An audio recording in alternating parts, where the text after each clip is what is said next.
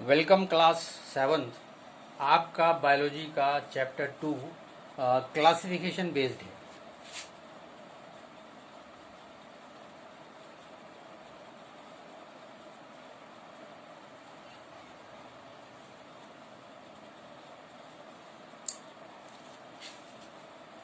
Classification की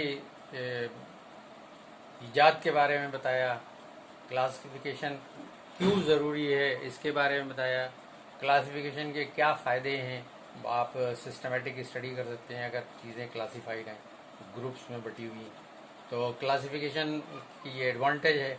और classification एक ऐसी चीज़ है जो हमें बताया था कि जितनी ऑर्गेनिजम्स डिस्कवर हो चुकी हैं प्लांट और एनिमल्स की, उन सबको तकरीबन क्लासिफाई किया जा चुका है। और इससे पहले जो क्लासिफिकेशन के तरीके थे उनमें भी बदलाव आता रहता है। जैसे विटिकर ने अब पहले जो क्लासिफिकेशन था, उस क्लासिफिकेशन का जो सिस्टम है वो था किंगडम,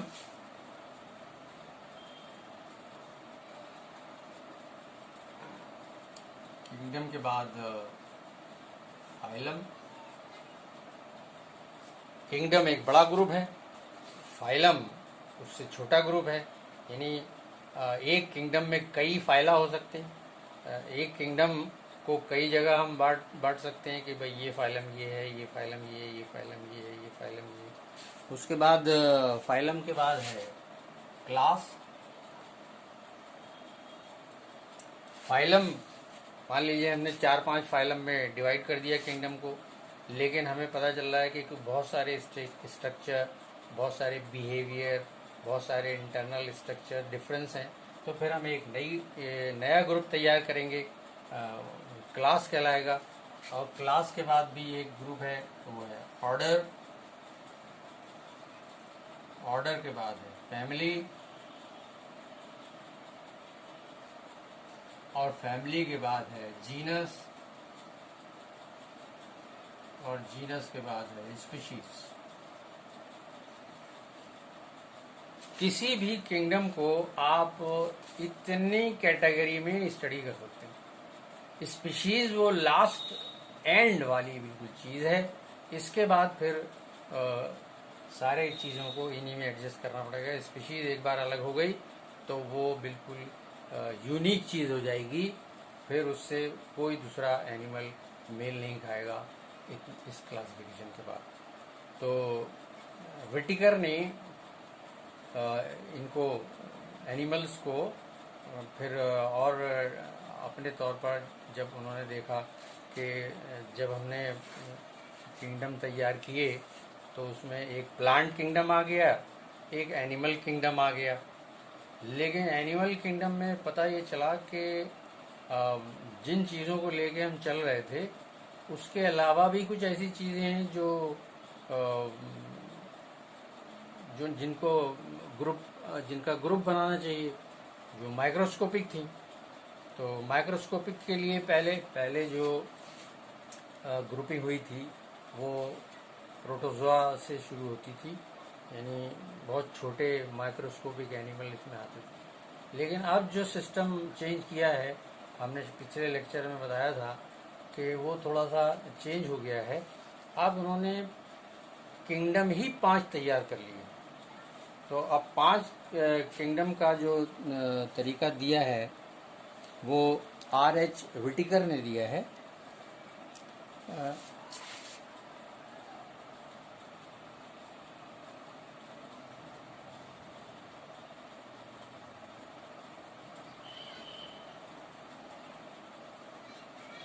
R.H. विटिकर ने पूरी इस सिस्टम को, पूरे स्पीशीज को, एनिमल की और प्लांट की 5 किंगडम, नया क्लासिफिकेशन ये है। तो 5 किंगडम तैयार करे हैं उन्होंने। Number 1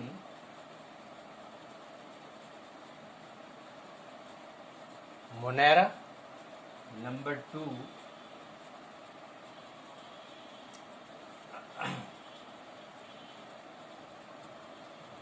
protista, number 3 kingdom fungi, number 4 kingdom Plantae, और नंबर 5 किंगडम एनिमेलिया। ये 5 किंगडम तैयार किए हैं। Kingdom Monera, kingdom protista, kingdom fungi, kingdom Plantae और किंगडम एनिमेलिया। इनमें उन्होंने पूरे जितने भी इस जगत में लिविंग ऑर्गेनिज्म जो अभी तक 90 लाख के करीब डिस्कवर हो चुकी हैं, क्लासिफाई भी हो चुकी हैं, लेकिन इनको रीसेट किया गया इन 5 किंगडम में। तो सबसे पहला किंगडम है इसमें किंगडम मोनेरा। किंगडम मोनेरा के बारे में हम थोड़ी सी बात करेंगे इस लेक्चर में। किंगडम मोनेरा माइक्रोस्कोपिक और प्रिमिटिव एनिमल्स के लिए, क्योंकि ये बड़ा कंफ्यूजन में था। ये एनिमल जिसको हम बैक्टीरिया के नाम से जानते हैं, इसका फैलाव इतना है, ये हवा में है, पानी में है, ये प्लांट्स में है, ये एनिमल्स में है, उनके बाहर भी है, उनके अंदर भी है, मिट्टी में भी है, इवन जब ऑर्गेनिजम्स मर जाती हैं वहाँ भी मौजूद है, और जो ऑर्गेनिज्म सड़ रही हैं, डिकेइंग मैटर है, उसमें भी मौजूद है। इतना ज़्यादा विस्तार है इसका, इतना ज़्यादा फैलाव है। लेकिन ये बड़ा कन्फ्यूजन में था कि इसको प्लांट्स में रखा जाए या एनिमल्स में रखा जाए, क्योंकि ज़्यादातर किताबों में हम लोग पढ़ते रहे कि ये जब एनिमल का क्लासिफिकेशन शुरू होता है तब बैक्टीरिया का जिक्र आता है। लेकिन बाद में ये ज़रा सा कन्फ्यूजन होने लगा, क्योंकि हम जब सेल वॉल की बात करते हैं तो पता ये चलता है कि इसके पास परमानेंट सेल वॉल है, तो इसको प्लांट में होना चाहिए।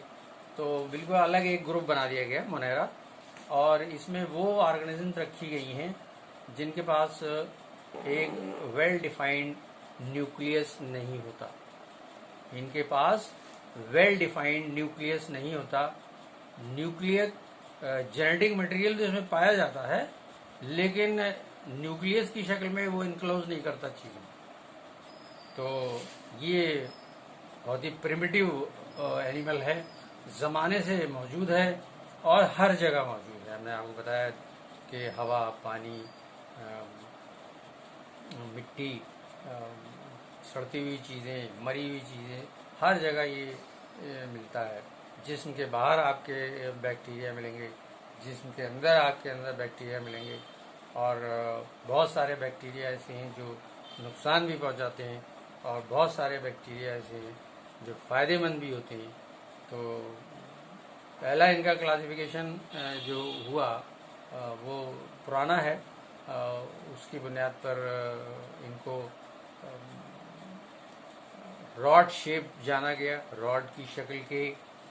फिर इनको राउंडेड शेप जाना गया, यानी 4 इनकी शक्लें दी गई, रॉड शेप्ड, और इनको राउंडेड गोल, और इनको स्पाइरल शेप और कॉमा शेप। 4 इनकी शक्लें बयान की गई कि 4 तरह के शक्लों के लिहाज से इनका क्लासिफिकेशन 4 तरह का हो सकता है। पहला है रॉड शेप या बैसिलाई या bacillus.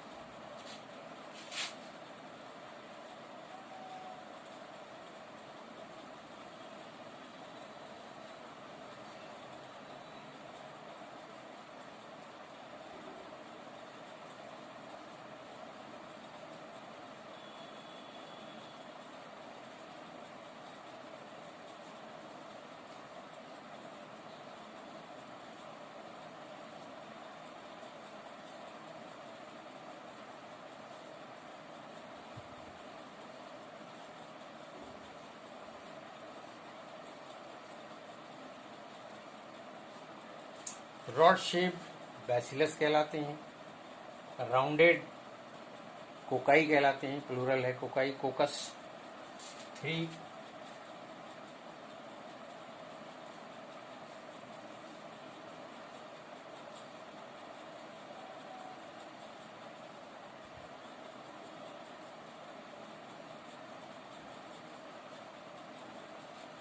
Comma shape vibrio, विब्रियोस,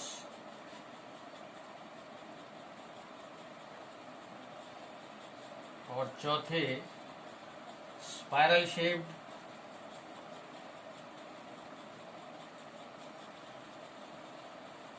spiral shape या स्पाइरला।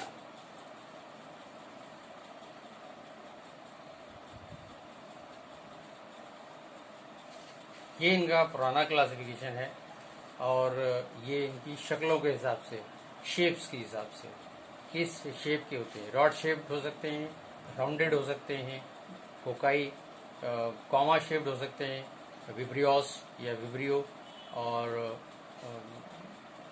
स्पाइरला शेप्ड हो सकते हैं। तो इस तरह से इनको शक्लों की बुनियाद पर, इसके बाद और इनकी थोड़ी डिटेल पढ़ेंगे।